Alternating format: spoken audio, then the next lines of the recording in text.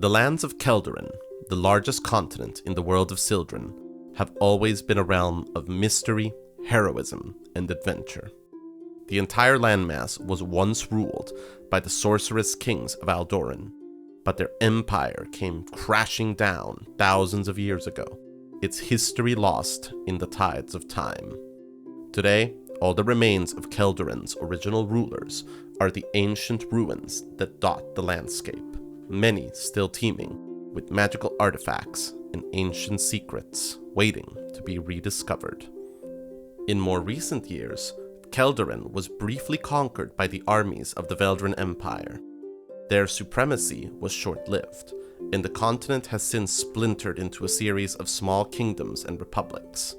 Though they all share the common tongue and the gold coin they inherited from Veldria, these days there seems to be precious little common ground between them.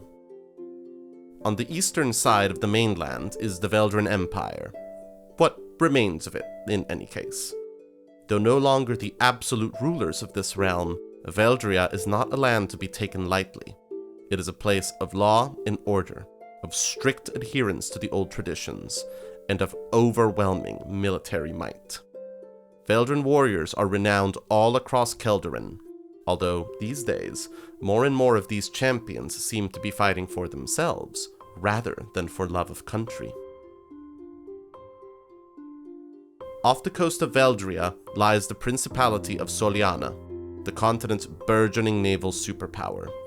Ruled by the self-styled Valen Jal, the Prince of the Sapphire Sea, Soliana is a realm of sailors, shipwrights, and explorers. All its citizens are brought up to have both great respect and a deep, abiding love for the sea, and the cannons of the Solinese navy are the bane of pirates all over Keldoren. Along the southern edge of the continent lie the desert sands of the Burning Steppes.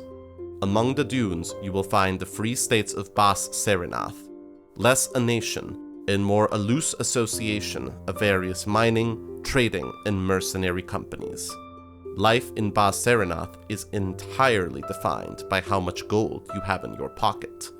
The most dangerous thing you can do here is cost someone else money. Off the western coast of Keldoren lies the Holy Empire of Amar, the ancestral homeland of the Elven peoples. Ruled by the High Church for 3 of Syldren's gods, Amar strives to be a more enlightened kingdom. It's a land of art, culture, and scientific advancement. Life tends to be good for those living in this small island nation, provided that they agree with the church. And, of course, that the church agrees with them. Across the sea from Amar is the dark valley of Kel Motrin. Life in this volcanic territory has long been a harsh, unforgiving affair, but in recent years, new natural resources have been discovered beneath the molten rock.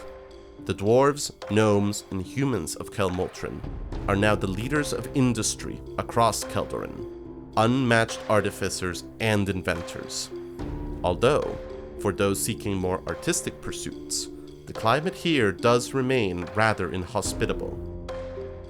In the far northern reaches of the continent is the Teldorath, the Diamond Wastes, an ever-frozen, monster-filled nightmare realm.